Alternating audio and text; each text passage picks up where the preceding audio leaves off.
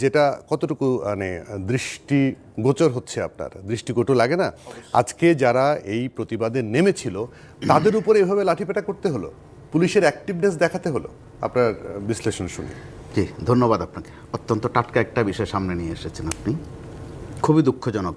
যেই সময় আমরা একটু একটু আতঙ্কে ছিলাম, একটু একটু উদ্বেগে ছিলাম, যেহেতু রমজান মাস, যে বাজার পরিস্থিতিটা কেমন হয়, প্রথমত উদ্বেগ ছিল এই বিষয়ে। কিন্তু দেখেন অত্যন্ত ঠান্ডাভাবে এই বাজারটা অনেক নিয়ন্ত্রণে চলে এসেছে।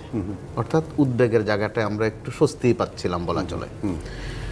তো আবার ধর্মীয়ভাবে বলা হয় এই মাসটাকে, ইসলাম ধর্মীয় বিধান অনুযায়ী, যে এই মাসটাতে যে শয়তান যারে বলা হয়, যে তারা কয়েদ করে রাখা হয় এবং কবরের আযাব মাফ করে দেয়া হয়। এটা আনন্দদায়ক সংবাদ। একই সময়ে বাংলাদেশে চলছে এই সময় ডেভিল হান্ট অভিযান। এটারও বাংলা তর্জমা হচ্ছে শয়তান ধরার অভিযান। তো একদিকে ঐশ্বরিকভাবে শয়তানের জন্য বাজে খবর, আবার প্রশাসনিকভাবেও বাজে খবর। তো শয়তানি বলতে আমরা দুষ্টামি কাণ্ড মিন করছি, কিন্তু দুষ্টামি কাণ্ড বেশি হয়ে গেল। যে শব্দটা আপনি উচ্চারণ করলেন, আমার জানা মতে এটার বিকল্প শব্দ থাকলে হয়তো বা আমি উচ্চারণ করতাম, কিন্তু বাধ্য হয়ে ধর্ষণে উচ্চারণ করতে হচ্ছে। খুব দুঃখজনক। এরকম একটা পবিত্র মাস, একদিকে মাসের পবিত্রতা, আরেকদিকে আমাদের একটু একটু করে স্বস্তির সময়, আরেকদিকে নির্বাচনটা কবে, আমরা ওই দিকে রোড দেখছি কখনো, ম্যাপ দেখছি কখনো, অর্থাৎ রোড ম্যাপ দেখছি। ঠিক এরকম সময়ে ধর্ষণের একটা কাণ্ডকীর্তি। আবার কীরকম সেটা, আজ মাগুরা তো কাল চট্টগ্রাম, পরশু আবার নড়াইল, মনে যেন ধুম পড়া যেটাকে বলে। তো এরকম অবস্থায় সারা দেশ জেগে উঠেছে। আপনি বলেছেন সারা দেশ কিন্তু জেগেই ছিল বা জেগেই আছে। কী জন্য জেগে আছে? যে একটা স্বস্তির বাংলাদেশ আসবে, একটা নতুন বাংলাদেশ আসবে, প্রত্যাশিত বাংলাদেশ আসবে। কিন্তু ওখানে দেখেন কী সব নিয়ে থাকতে হচ্ছে, এটা কিন্তু হিসাবের বাইরে, বেহিসাবি যেটাকে বলে। তো সেই ক্ষেত্রে একটা ভালো দিক হচ্ছে যে এই সরকারের দিক থেকে বিজ্ঞাপন কম, অর্থাৎ বৈজ্ঞাপনিক কর্মকাণ্ড কম, মার্কেটিং কম, প্রচার কম। তাদের প্রত্যেকটা জায়গাতে মোটামুটি যারা দোষী তাদেরকে গ্রেপ্তার করা হয়ে ফেলেছে বিভিন্ন জায়গায়। সব জায়গায় হয়েছে কি? প্রায় সব জায়গাতে, অথবা চিহ্নিত করা হয়েছে। আমার যদিও দ্বিমত আছে, আমি পরে কথা বলবো এটা নিয়ে অবশ্যই। তো কিন্তু সরকারের দিক থেকে ওইটার প্রচার প্রসারটা ওই রকম নয়। আবার সাবধানতা অবলম্বন করা হয়েছে। আরও কিছু কাণ্ড ঘটতে পারতো কিন্তু এই নিয়ে।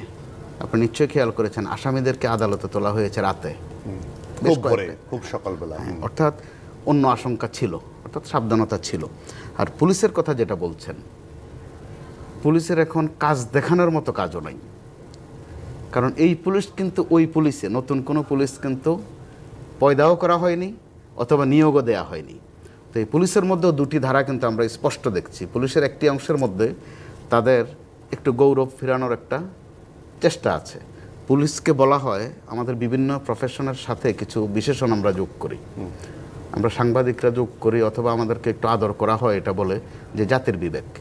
তার সেনাবাহিনী কাজে লেগেছে। আমরা বলছি জনতার বিপ্লব বা ছাত্র জনতার বিপ্লব, সেখানে সেনাবাহিনীও কিন্তু জনতার কাতারেই চলে এসেছে। এই একটা ফোর্স আমরা দেখা গেল যে সুযোগের সদ্ব্যবহার করেছে, নিজেদেরকে পরিচ্ছন্ন করেছে, নিজেদের বিশেষণ ফিরে পাওয়ার চেষ্টা করেছে। পুলিশ করেনি। তো এই পুলিশ হচ্ছে ওই পুলিশ যারা দিনের ভোট রাতে করার ব্যাপারে ব্যাপক ভূমিকা রাখতে পেরেছিল। এই পুলিশ কিন্তু ওই পুলিশে যারা বিনা ভোটে 153টা আসন জয়ী করাতে ব্যাপক ভূমিকা ছিল। 64 জেলায় 64 জন এসপি ছিলেন, তাহলে তারা 14 তো অত্যন্ত সৎকর্ম করেছেন, 18 তো করেছেন, 24 আরেকটি সেম করেছেন। ভাস আলোচনা করছেন। আমি একটু যদি আজকের এই বিষয়টা নিয়ে আলোচনায় যাই, তাহলে হেডমটা দেখিয়েছে গিয়ে যারা প্রতিবাদ করলো তাদের উপর, যেটা অবশ্যই দুঃখজনক। জি, আমি এই জায়গাটা আকবর হোসেন, আমি একদম স্পষ্ট করে বুঝতে চাই যে গত 7 মাস ধরে প্রতিবাদ, বিক্ষোভ, প্রধান উপদেষ্টার বাড়ি ঘেরাও থেকে শুরু করে বহু অসংখ্য ঘটনা ঘটেছে। আপনি সেটা সাক্ষী। বলা হয় শাহবাগে 200-র বেশি প্রতিবাদ বিক্ষোভ হয়েছে। ওই বিক্ষোভের সাথে আজকের বিক্ষোভ, এটিকে কি মেলানো সম্ভব? তারা কিন্তু কোনো ভাঙচুর করেনি, শান্তিপূর্ণভাবে পদযাত্রা করে প্রধান উপদেষ্টার কাছে একটা স্মারকলিপি দিতে চেয়েছিল। সেখানটায় এরকম বাধা, এরকম লাঠিপেটা করাটা কতটুকু উচিত হলো? আমি আগের যে বিক্ষোভগুলো আর আজকে যেটা, দুটোর সঙ্গে আমি মেলাবো না। কারণ আগের বিক্ষোভগুলোর সংখ্যাও ছিল বেশি এবং সেগুলোর স্থায়িত্বও ছিল বেশি। আজকেরটা সংখ্যাও কম, স্থায়িত্বও কম, দুটোই। আর দ্বিতীয় কথা হচ্ছে, এই ঘটনাটা বিকেলের দিকে ঘটেছে, বিকেল 5:30 বা 5টার দিকে, আর একটু আগে, 3টার দিকে, 3টার দিকে। এবং রাস্তাটা ক্লিয়ার হতে আরও ঘন্টা দুয়েক সময় লেগেছে। সুতরাং আমি যেটা বুঝতে চাই যে আসলে সেখানে শক্তি প্রয়োগ করার মতো কোনো মানে বিষয় ছিল কিনা, প্রথম কথা। যদি শক্তি প্রয়োগ করার মতো কোনো বিষয় না থাকে তাহলে সেখানে শক্তি প্রয়োগ করা হলো কেন, এই জিনিসগুলো আসলে ক্লিয়ার হওয়া দরকার। এবং আমার ধারণা যে গভর্নমেন্ট হয়তো বিষয়টা ইনভেস্টিগেট করে দেখবে যে কেন এই পরিস্থিতি তৈরি হলো। এবং আমি দেখছি যে বিষয়টা নিয়ে সোশ্যাল মিডিয়াতে বেশ সমালোচনা হচ্ছে, কারণ আমরা তো আজকাল যেটা দেখি যে মানুষ তার যে মনের ভাব যেটা প্রকাশ করে মূলত সোশ্যাল মিডিয়ার মাধ্যমেই করে, এবং এর মাধ্যমে আমরা জিনিসটা বুঝতে পারি। কারণ সবাই তো রাস্তায় নেমে আসলে আর দেশে অচল হয়ে যাবে, সো মানুষ তার মতামতটা জানাচ্ছে। এবং আমরা যেটা দেখেছি, এটা আপনারাও দেখেছেন যে 5ই আগস্টের পরে এই সরকার গঠিত হওয়ার পরে যতগুলো সভা সমাবেশ হয়েছে, এই সভা সমাবেশগুলোকে মোকাবেলা করার ব্যাপারে সরকার অত্যন্ত ধৈর্যের পরিচয় দিয়েছে। আমি বলবো যে কোনো কোনো ক্ষেত্রে সর্বোচ্চ ধৈর্যের পরিচয় দিয়েছে। কখনো কখনো শক্তি প্রয়োগ করা হয়েছে, মাইল্ড ফোর্স ইউজ করা হয়েছে, যেমন গরম পানি দিয়ে ছত্রভঙ্গ করে এই ধরনের। এখন আজকে যেটা হচ্ছে, দেখুন ধর্ষণ নিয়ে একটা উদ্বেগ বাংলাদেশে বিভিন্ন জায়গায় আছে। এখন এর মধ্যে যেটা হচ্ছে যে আমরা দেখি যে কিছু একটা ওয়েভ থাকে না, যখন আপনি দেখবেন সপ্তাহ দুয়েক আগে হচ্ছে ছিনতাইকারী, এরপরে ধরেন 3-4টা ভিডিও আমরা দেখলাম, এখন কিন্তু আর ছিনতাইকারীর ভিডিও আমরা দেখতে পাচ্ছি না সেরকম ভাবে। তার মানে কি ছিনতাই বন্ধ হয়ে গেছে? বন্ধ তো হয়ে যায়নি, চিন্তাই কিন্তু হচ্ছে, কিন্তু আমরা তখন বেশি দেখেছি। এখন এই ঘটনাগুলো সামনে আসছে, নারী নিপীড়ন, ধর্ষণের ঘটনা। এবং আমি মনে করি পার্সোনালি যে নারী নিপীড়ন বা নারীদের প্রতি যদি সম্ভাব্য কোনো নিপীড়নের কোনো ইঙ্গিত থাকে, এগুলোকে উইথ জিরো টলারেন্স মোকাবেলা করা উচিত। মানে এটার ব্যাপারে কোনো ছাড় দেওয়া উচিত না। মানে এটার ব্যাপারে যদি আপনি কোনো নমনীয়তা দেখান, তাহলে সেটা হবে হচ্ছে, আমি বলবো যে অনেকেই না, এটাকে আসলে তখন ইন্টারপ্রেট করা হবে যে আসলে সরকার নারী বান্ধব কতটা, বা আমাদের এই সমাজ নারী বান্ধব কতটা। কারণ আমরা তো সেটা হতে দিতে পারি না, কারণ আমরা আসলে চাই যে একটা লিবারেল সোসাইটি যেখানে আমাদের নারীদের একটা ইকুয়াল রাইটস থাকবে। এবং ধর্ষণ হচ্ছে নারীদের প্রতি সহিংসতার হাইয়েস্ট ফর্ম, মানে এর উপরে আর কোনো সহিংসতা নাই।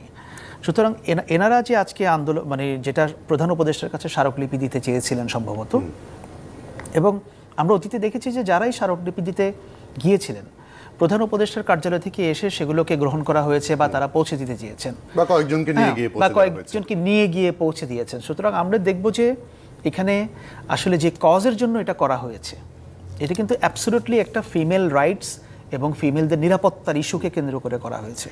সুতরাং এখানে কোনো আননেসেসারি শক্তি প্রয়োগ করা হয়েছে কিনা আমি ঘটনাটা পুরোটা বলতে পারবো না, বাট যতটুকু আমি দেখছি আমি মনে করি যে ব্যাপারটা থরলি ইনভেস্টিগেট করা উচিত, কেন এবং কোন পরিস্থিতিতে সেটা হয়েছে। এবং যদি সেখানে শক্তি প্রয়োগ করার ক্ষেত্রে কোনো অন্যায় হয়ে থাকে, আমি মনে করি সরকার হয়তো সেটারও ব্যবস্থা নেবে। আমরাও চাই তাই। আমি একদম স্পেসিফিকলি মোস্তফা কামাল যে আপনি বললেন না, যেখানে যে ঘটনা ঘটছে, গ্রেপ্তার করা হচ্ছে, তৌহিদি জনতা বলে একটা জনতা জেগে গেছে 5ই আগস্ট। শেষ নারী উত্তক্তকারী একজন ঢাকা বিশ্ববিদ্যালয়ের 4th শ্রেণী কর্মচারী, তাকে ছাড়িয়ে নেওয়ার জন্য ওই তৌহিদি জনতারও অ্যাক্টিভ ছিল। কেউ কি গ্রেপ্তার হয়েছে? একজনও কি হয়েছে? নানান ঢেউয়ের তালে তারা কিন্তু সম্পৃক্ত হচ্ছে, সেটা আমরা কিছু ফুটেজ দেখলেও কিন্তু বুঝতে পারি। কিছুদিন দেখা গেল আমরা আয়নাগর নিয়ে কথা বললাম, ঠিক ওই মুহূর্তে আবার বায়না নিয়ে নেমে গেলেন কয়েকজন। তাদের নিয়মিত কাজ হচ্ছে হেয়ার রোডে গিয়ে একটা উৎপাত তৈরি করা।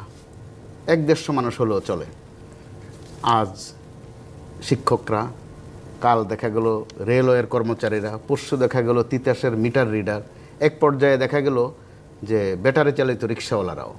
মোটামুটি একটা অবাধ স্বাধীনতা ওখানে, এবং চেহারাগুলো কিন্তু